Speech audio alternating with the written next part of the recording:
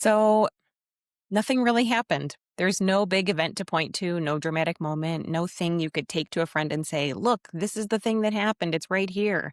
You're just unhappy. And you have been for a while.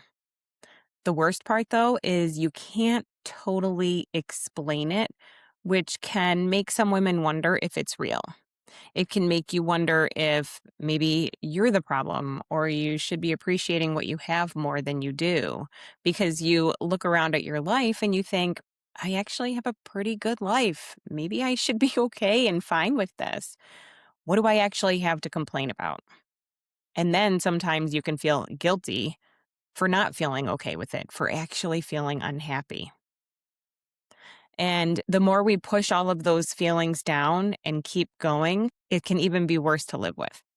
So I want to talk about what's really happening in this situation because this feeling of discontent and unhappiness when there's no actual reason, right, is very real. And the fact that you can't point to a big reason doesn't mean that there isn't one or that you shouldn't take it seriously.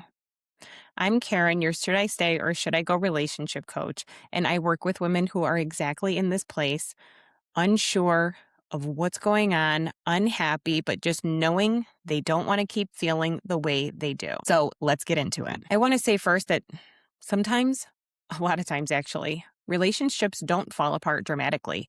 They just slowly drift away. Quietly over the years, little pieces here and there, when you don't stay connected while you're doing all of the other life things, raising kids, managing a household, working, taking care of everyone around you. And then somewhere in all of that, you and your partner just stop connecting. And it's not with a big fight, although sometimes it is. It's not a decision to disconnect and drift away from each other, but it happens.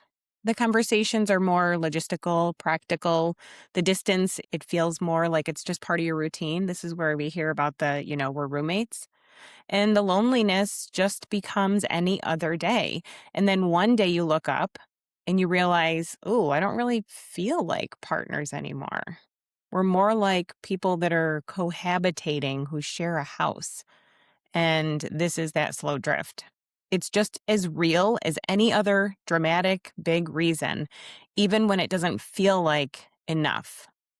Let me tell you, it is absolutely enough to be questioning your relationship and going, whoa, do I really want this?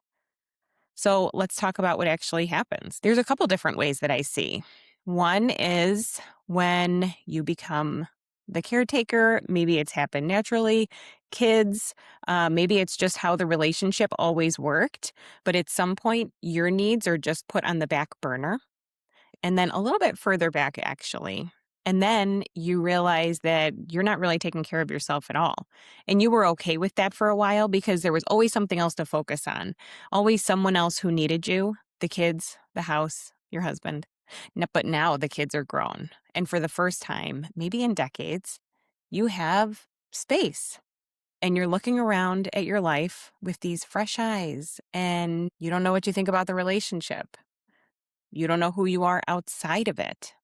It's easy to lose sight of what you actually want for yourself now that you're actually allowed to and have space to want something. It can be very disorienting. It's very real, and it deserves to be taken seriously.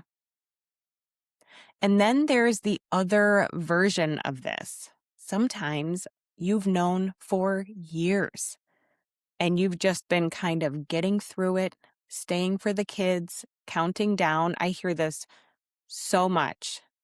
Just a little bit longer. Can I hold on? Right? Waiting for the moment when you could finally make this decision for yourself. And now it's here, and it's a little scarier than you thought it would be. Because knowing you want to leave someday is actually different from leaving. Different from, blowing up the life that you've built. Different from becoming someone's ex-wife. Different from starting over. Both of these women are in the same place, though, standing at a crossroads and asking the same question. What do I actually want? So that's one way this slow drift happens.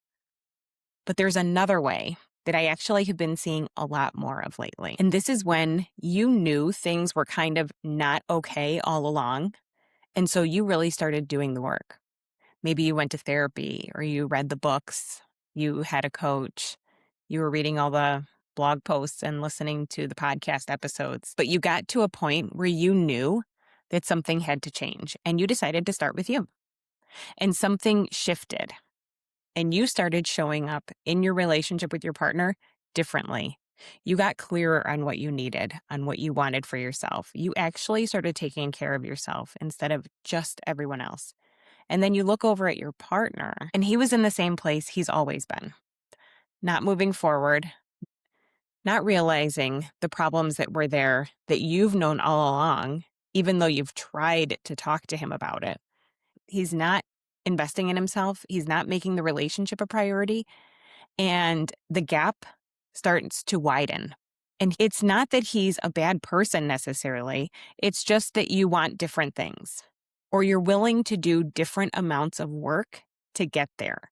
You see something differently than he does. And when you try to bring him on board, he's just not getting it. He's not making it the same priority. And so you start to wonder, how long do I keep going like this? How long do I put in the effort when it isn't being matched? Is this what I want my life to look like? Those are really fair questions to be asking, and they deserve honest answers. Here's what I want you to hear. You don't, and I just really want to normalize this for you. You don't need a dramatic reason like infidelity or financial betrayal or something like that to take your unhappiness seriously, to take feeling unhappy and lonely and hurt in your relationship seriously. This slow drift is enough. Feeling alone when you're sitting next to your partner is plenty. The feeling that you've been waiting your whole life to find out who you are and you're finally ready, that is a great reason to start thinking about what you want for yourself. The frustration of trying and not having it matched by your partner, that is a great reason to be asking yourself this question. You don't have to justify it, not to your friends, not to your family. And here's the thing about the stay or go question. The first part of answering this is to really be able to reconnect with yourself, feel confident in yourself, that you trust yourself, you know what you want. This is where the work really starts, because it doesn't just start with should I stay or should I go? It starts with what am I missing? What do I actually want? What do I need to feel like myself again? What do I want my future to look like? And when you can answer those questions, the other questions, the bigger ones, like should I stay or should I go, it gets a lot clearer.